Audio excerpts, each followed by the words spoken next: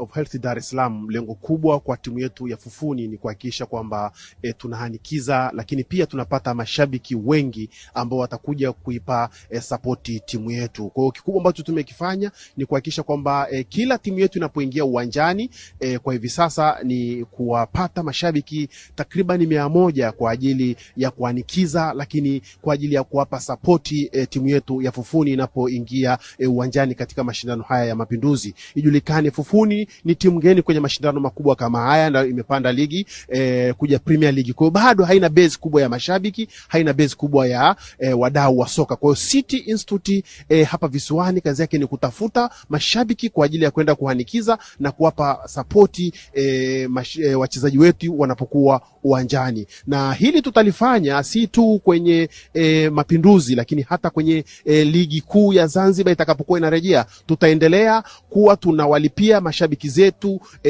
kiviingilio kwa ajili ya kuja kuipa support timu yetu ya Fufuni.